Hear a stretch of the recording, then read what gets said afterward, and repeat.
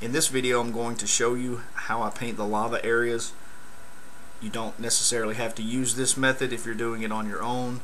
If you have a technique or a style or a color scheme that works better for you, then by all means use it. I'm just going to give you a quick rundown on how I do it.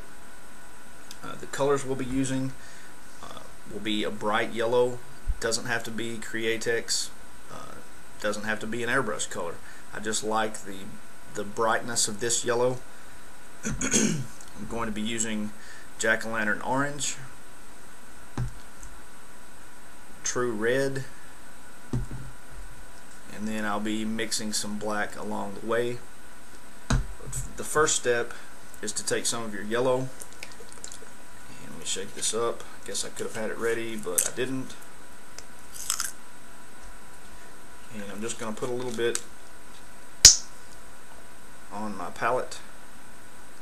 You can't see any of this that's happening, so I'm trying to talk to let you know I'm still here. Alright, and I am not even going to water this down because the airbrush color is already fairly thin to begin with. You don't have to water it down unless you just want to save paint. It also covers very well as opposed to some of that thicker, cheaper paint. Now you'll pay twice as much for one of these small bottles, so use it sparingly and on specific areas. And I'm going to try and keep this video short and leave the rambling to a minimum. So let me go ahead and finish this out, and then I will be right back as soon as it is dry. Okay, now that our yellow is dry, we're going to take some of our Jack-o'-lantern orange, and we're going to be doing a dry brush. It won't be a complete dry brush, meaning you wipe off as much paint as possible. You want to leave a little more than usual on there, but you don't want it to be necessarily a heavy dry brush. So you may have to play with the consistency a little bit, but just test it out and make sure that you don't have too much or too little. So we're going to start by hitting the edges, any of the raised edges, to make them stand out a little more. It's okay if you get some in the deepest recesses. That will just add a little more flair to the final painting. You don't want to overfill the interior. We want to leave the excuse me, the bulk of that yellow. So just try and stay around the edges, and if your tips hit the interior, that's fine. But make sure you go around every edge and make it a hard edge.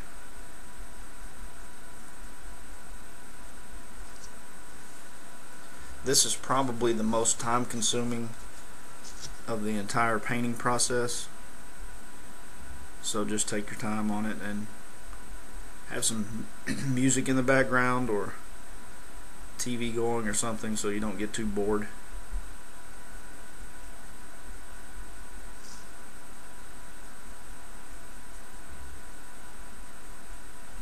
So that is all there is to this process. I'm going to do the rest of it off camera just to save time, because it will take probably 15 or 20 minutes to do the entire pass, and then go back over it and make sure that you did hit every edge to bring out the detail. And once you're done with that, we'll be ready to do the next stage. So I'll come back when this is finished and we'll pick up from there. So now that our orange is done, we're going to go in with some true red, and we're going to be using a large flat dry brush. The stiffer the bristles, the better. We're going to do it at a very shallow angle and try and just hit the edges and the tops of the flat pieces.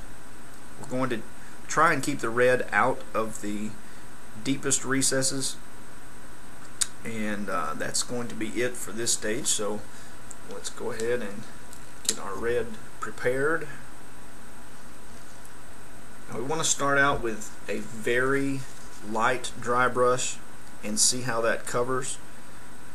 If it's not covering as well as we would like, then we can go in and do a heavier dry brush later, but it's always easier to add than it is take away, so just keep that in mind. So I'm going to come in here at a pretty heavy angle, start adding the red.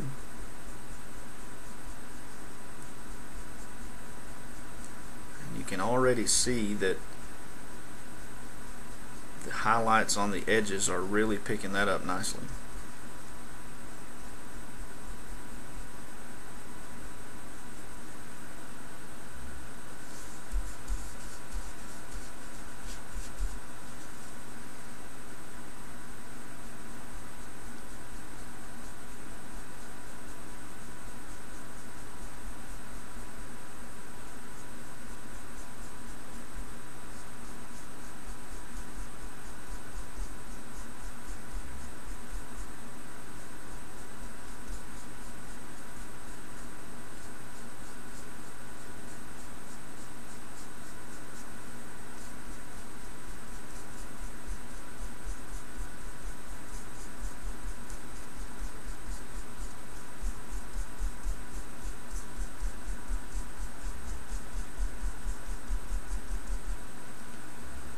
Okay, I think I'm going to give this another pass or two and see where we are after that. So I'll be back when this step is done and we'll move on from there.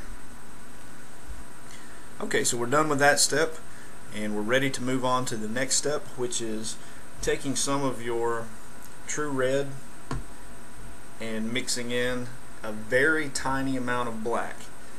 Now basically what we're trying to do here is deepen the red, looking for maybe a crimson type color, not real bright but not so dark that it washes out all of the brights that we already have. So we're going to take a little bit of that on the brush, and this needs to be an extremely dry brush. You want just the bare minimum amount of paint that will come off. Then once we have that, we're going to go in at a slight angle and just pop it around in a few different places. We don't want it everywhere. We just want to pick up some of the hard edges to differentiate it from the bright red that we put on initially. There is no specific way to do this. Just keep doing it until you feel like it looks pretty good.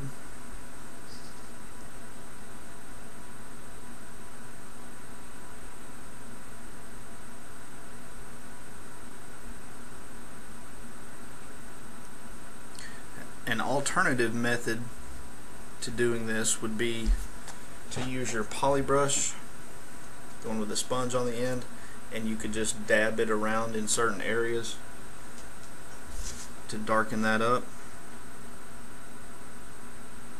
Completely up to you and completely optional.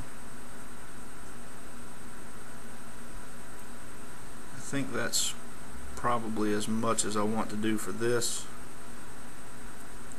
Now I'm going to go around the edges, and I'm not going to be concerned if it's too heavy, because we'll be using our black to go around, solid black, to go around these edges and tidy everything up once we're done.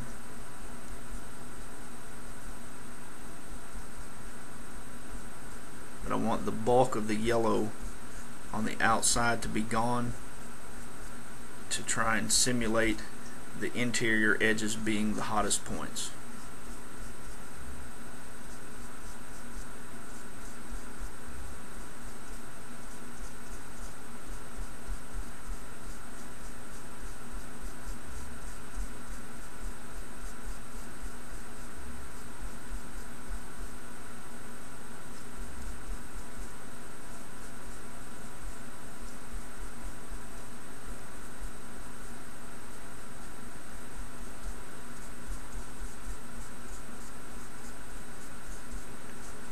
think that's good enough. So now we're going to be taking our black and adding just a touch of red to the black. It'll be more of a black than a red, almost a really deep brown once you get it mixed. And we're going to go in and just barely touch a few of the corners around these raised edges to make it look like the lava has started to dry as it gets towards the top. And then we'll do that increasingly more heavy around the outer edge. So I will be back in just a moment and we will knock that out.